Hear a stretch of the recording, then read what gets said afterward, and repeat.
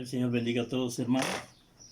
Este es su pastor Carl de la iglesia Ciudad de Dios para llevarle un mensaje de la palabra de Dios hoy acerca del amor de Dios, el perfecto amor de Dios.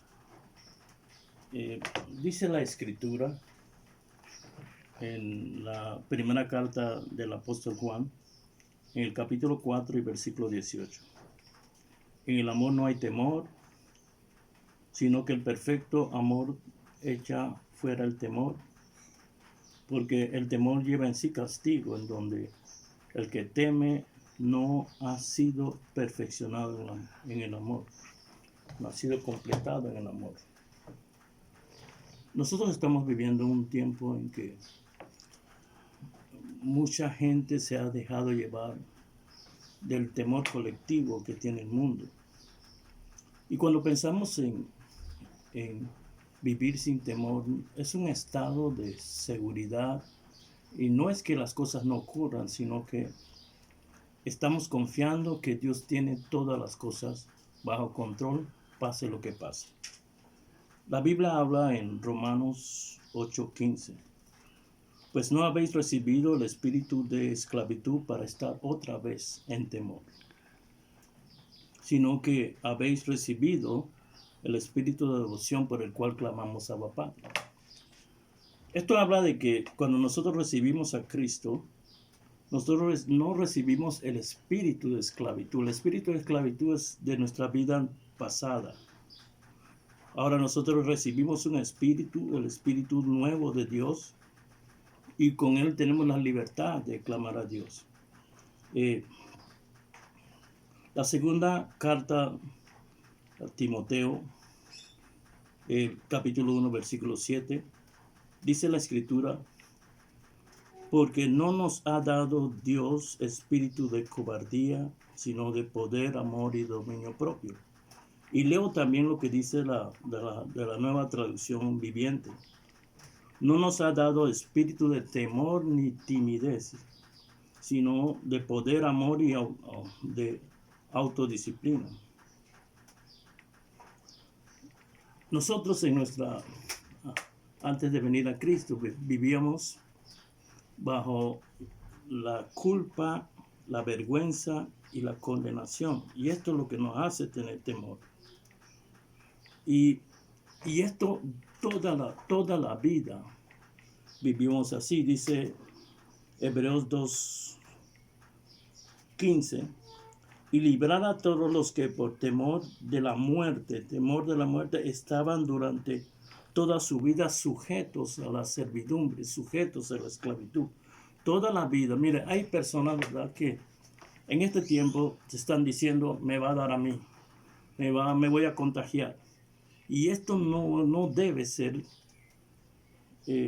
porque así no hemos completado, perfeccionado el amor de nosotros. No significa que si a todos le dé, a usted también le va a dar. Entonces usted tiene que vivir en esto, que pase lo que pase, esta seguridad de Dios. Él siempre va a estar en el control. Y mucho tiene que ver con las informaciones que estamos oyendo. Mire, hay profecías que son de Dios y profecías que no son de Dios. Y muchas veces, hermano, estas cosas, mire, cuando usted le dicen una cosa, es como, y se lo imagina usted, causa el mismo efecto como si lo viera en lo natural. Jeremías, hablando de esto, de las falsas profecías, dice en el capítulo 14, en el libro de Jeremías 14:14: me dijo entonces Jehová: falsamente han profetizado los profetas en mi nombre. Y 4 cosas dice: han profetizado en visión mentirosa, en adivinación, en vanidad y engaño el corazón. Y entonces cuando pensamos en una profecía es una acción de predecir el futuro bajo una inspiración divina. Pero Jeremías dice que, mire, la profecía puede venir de parte de Dios, del Espíritu Santo, puede venir de parte de la vanidad del hombre también, y puede venir bajo la influencia de espíritus inmundos. Pero qué bueno, ¿verdad? La regla en el Antiguo Testamento decía que Si un profeta profetiza algo y no se cumplía, era apedreado. Pero en este tiempo hay mucha gente que no tienen el temor de Dios y están profetizando cosas que realmente no filtran. El libro de Samuel, el primer libro de Samuel, el capítulo 15, verso 23 dice: porque como pecado de adivinación es la rebelión y ídolos, idolatría es la obstinación. Y dice: por cuanto tú desechaste la palabra de Dios, Dios también te ha desechado a ti como rey. Y este es Samuel hablando a Saúl cuando repetidamente estaba en desobediencia a Dios. Y en estos tiempos vemos que mucha gente están hablando cosas, hermanos, que no filtran y no las filtran porque no han desechado la palabra de Dios, han desechado la palabra de Dios y no se toman el tiempo, no tienen el temor de Dios para filtrar lo que están diciendo.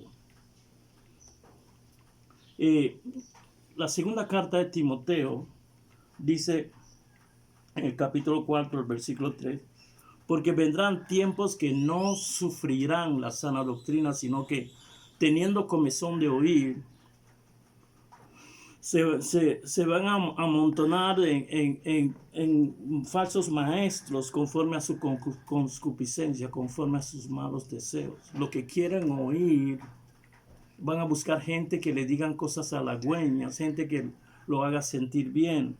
Y dice, y el versículo 4, y apartarán de la verdad su oído y se volverán a la fábula. Uno tiene que tener mucho temor para poder hablar cosas de Dios sin filtrar cuál es la verdadera voluntad de Dios. Asimismo, mire, cuando Pablo habla en los Corintios y habla a la iglesia por las cosas que se estaban dando en la iglesia de Corintios, le dice en el capítulo 14 de la primera carta de los Corintios, versículo 29: asimismo los profetas hablen 2 o 3 y los demás juzguen. Así que no es juzgar a la persona que está, sino juzgar a lo que dice, si está en conformidad con la voluntad de Dios. Si no está en la voluntad de Dios, hermano, usted no tenga temor en desechar lo que están diciendo. Jesús, el mismo Jesús, ¿verdad? Estaba con sus apóstoles y estaba hablando del templo. Dice, verán, miren estas piedras preciosas, cómo están, pero les digo que no quedará piedra sobre piedra. Y los apóstoles, Jesús se sentó y comenzó a explicarle, porque los apóstoles le preguntaron: Señor, ¿cuándo sucederá esto? ¿Y cuándo? ¿Qué señal veremos de esto? Entonces Jesús comenzó a explicarle en Mateo 24. Dice el versículo 5: porque vendrán muchos en mi nombre diciendo, yo soy el Cristo, y a muchos se engañarán. Y oiréis de guerra, rumores de guerra, y mirad que no os turbéis,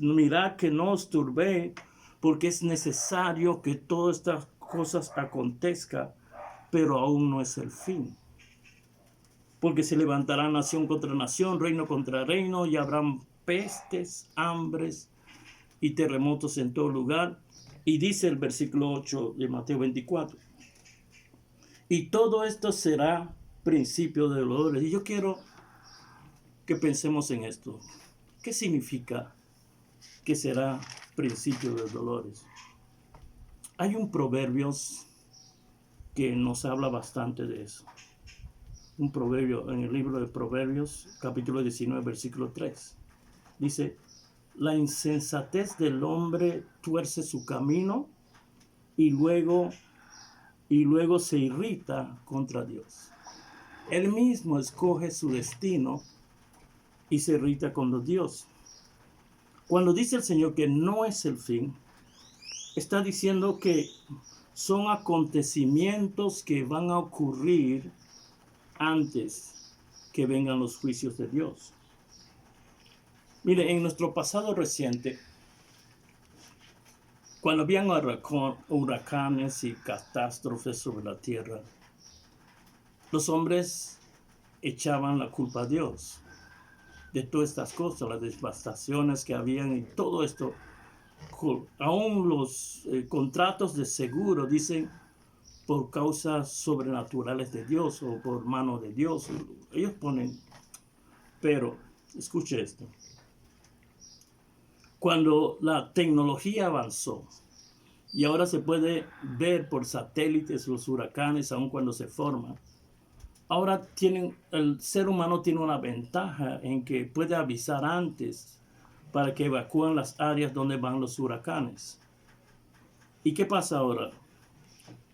Antes, ¿verdad? Decíamos que era una catástrofe de Dios, pero ahora no lo podemos decir porque podemos prevenir evacuando a la gente.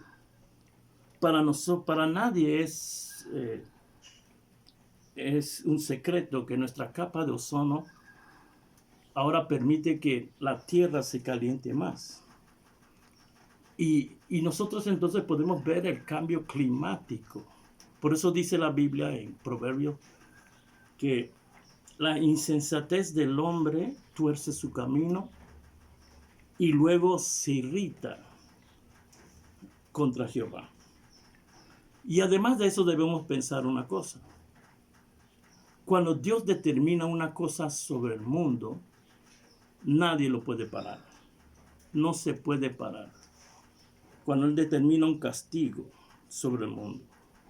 Segunda de Pedro 2:5 dice, y si no perdonó al mundo antiguo, sino que guardó a Noé, pregonero de justicia, y otras 7 personas trayendo el diluvio sobre el mundo de los antiguos, de los impíos. El versículo 6 dice, y si condenó por destrucción a las ciudades de Sodoma y Gomorra, reduciéndolos a ceniza y poniéndolos, por ejemplo, a los que habían de vivir en piamento. Así que este pensamiento siempre va a dar usted, si Dios fuera el causante de esto lo que está sucediendo en el mundo, ninguno vamos a permanecer. Lo que ha pasado es que hemos sacado a Dios de nuestras casas, de nuestras escuelas, de todo nuestro entorno. Hemos promulgado leyes en su contra y hemos paulatinamente sacándolo de nosotros. Y entonces, cuando Jesús dice que es principio de dolores, está diciendo, ¿verdad?, que hay cosas que deben ocurrir antes que yo venga en mi segunda venida. Y estas cosas son causa nuestra, los hombres. Entonces hemos sacado a Dios. La Biblia dice que en Romanos 1:18, porque la ira de Dios se revela desde el cielo contra toda impiedad e injusticia de los hombres que detienen con injusticia la verdad. Y sabemos, ¿verdad?, entonces que la maldad del hombre se ha multiplicado. Y cuando uno aparta a alguien de su vida, se vuelve incapaz, no es que le podamos pedir, pero el efecto que teníamos no es igual una persona que vive bajo mis reglas que me pida que una persona que no viva bajo mis reglas que me pida. Entonces, por haberlo apartado a Dios, la maldad del hombre irá creciendo hasta que va a ser insostenible la vida en el planeta. Y esto es lo que el Señor está diciendo. Y cuando Él dice que la ira de Dios se revela, entonces es que no entendemos, ¿verdad?, que hemos apartado a Dios y lo hemos sacado de nuestro entorno. Y mire, y cuando yo estuve hablando de los profetas en el principio de esta exhortación, estoy diciendo, ¿verdad?, que muchos confunden los sellos, las trompetas y las copas de lo que habla Apocalipsis, que una viene más, es más fuerte que la otra, cada una de las copas, y allá habla de que caen meteoros en el mar y destruyen la vida, la tercera parte de la vida, y estas cosas no tienen que ver con lo que está ocurriendo ahora. hay acontecimientos que van a ocurrir, que son como un relato, una predicción de lo que va a ocurrir antes de que Él venga. Pero ante esto, hermano, tenemos que ver entonces cuál es la posición de la iglesia ante todo lo que está pasando en el mundo.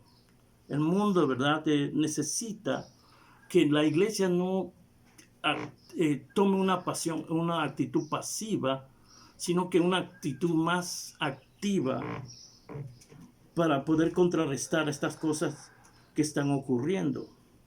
Dice la Biblia que el Señor no retarda su promesa, como algunos la tienen como tardanza, sino que es paciente para con nosotros, esperando que todo el mundo proceda al arrepentimiento. Eso está en la segunda carta del apóstol Pedro en capítulo 3 y versículo 9. Entonces, cuando habla de que es paciente, estamos viviendo un periodo de gracia.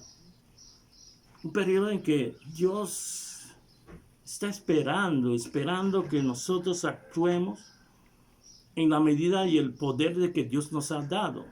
La iglesia del Señor, entonces no puede quedarse con los brazos cruzados. Hay que no solamente orar y hacer todo lo que podamos para poder ayudar en esta situación del mundo. Nosotros somos los que tenemos la posición delante de Dios, ya que si el resto le da la espalda, nosotros tenemos que acudir.